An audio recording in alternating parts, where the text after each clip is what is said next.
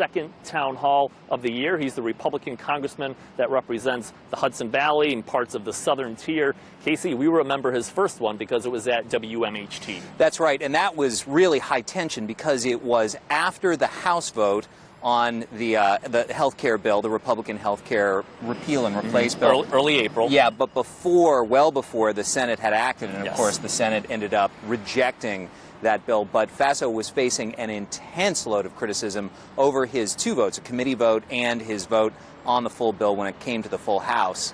The pressure there is a little bit off, but of course there's still a lot of anger among advocates, not only for that issue, but many others that Faso has, where he's backed the Republicans and President Trump. And we saw some of that beforehand. There was a line on both sides of the road into the Esopus town hall with protesters. Around 20 questions asked to the congressman. Here's an extended look at some of the exchanges Thursday night in Ulster County. You voted for a health care bill that was estimated by the CBO to cause $24 million to lose insurance over the next decade, and tens of thousands in our district to lose insurance as well. The bill weakens pre-existing conditions, which you promised to safeguard, to one seriously ill constituent. Do you now regret your vote for a bill that even President Trump called mean? So, first, let me say I don't agree with CBO's analysis on this topic. For instance, CBO, for instance, when the ACA was enacted, said that by this time in 2017 there'd be 23 or 22 million people on the exchanges. There are between 8 and 9 million people on the exchanges. So their estimates were wildly off on that. The other point that I would make is that CBO counted in their number the people who currently, there's 6.5 million people who are paying the penalty, the fine, rather than buying the insurance. So they counted in that 22 million number the people who are currently paying a fine so they don't have to buy the insurance. So I think some of their analysis, they are very good when it comes to saying, well, what the deficit's going to be, how much a particular program is going to cost. They are not very good, in my view, when they are subject to subjective points of view. What will human behavior, how will people change their behavior in light of changed circumstances? So what I'm trying to do now, because the legislation failed, what I'm trying to do now is, again, as I enunciated before, come up with bipartisan solutions that both Democrats and Republicans can agree with, because there are a lot of features of the ACA that are not working. So that's really what my position is, and I hope that we can get something accomplished this year. To follow up, are you going to be supporting strengthening the Affordable Care Act so that coverage is expanded universally? I would like to fix the flaws in it, and I would also like, however, to create more options for people through tax credits to buy insurance outside of the exchanges. We've talked before, and I was glad to hear you talk about civility. However, you talked in your opening remarks about how we're watching different news, the left and the right. You know, the left is watching MSNBC, the right is watching Fox. The right is also reading Breitbart.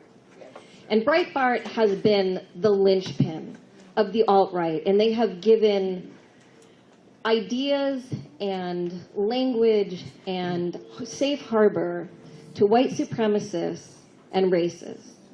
And when Steve Bannon left the White House, his first meeting was with the Mercers, who you know, because they give you money.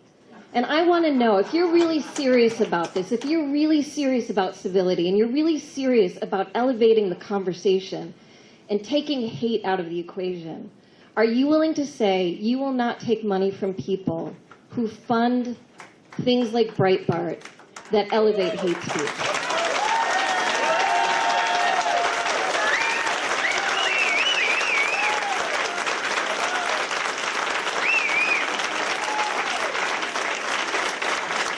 Apparently it would be a very popular thing to do.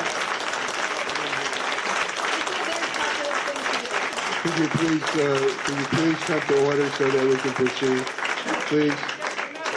Please, thank you.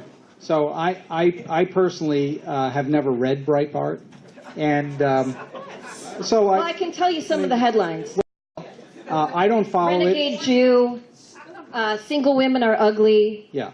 I mean, obviously, that kind of stuff is reprehensible, and I don't subscribe to it. And I think you'll find, by the way in which I've conducted myself in public office, that I certainly don't Yes or subscribe no? to Are that. you willing to disavow money from people who support things like Breitbart that support hate speech? Yes or no question. And it would be a very popular thing to say you disavow. Well, I can tell you that I do know Mr. Mercer.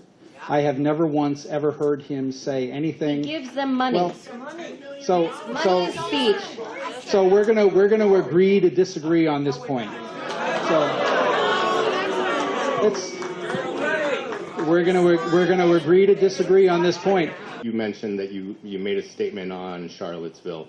You made another statement on Sheriff Joe Arpaio, but many of your constituents don't feel that you have condemned our president really enough in those statements. And so I wanted to ask, do you still feel that Donald Trump is fit to be our president? Yeah.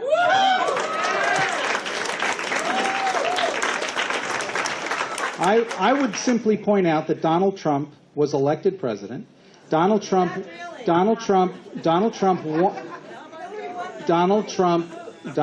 won this congressional district as well. So I would respectfully suggest that you really need to take a look at the election results. The election results in this congressional district. He won this district by about 6 points. I won by about 8.5 points. And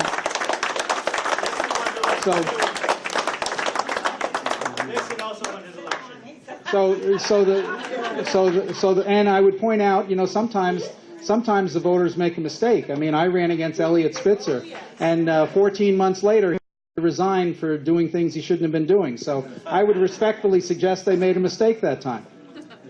Okay, great. So that falls right into my follow-up. I guess you believe Spitzer was a mistake, but I wonder if you believe that Trump was a mistake, and that if brought in front of the House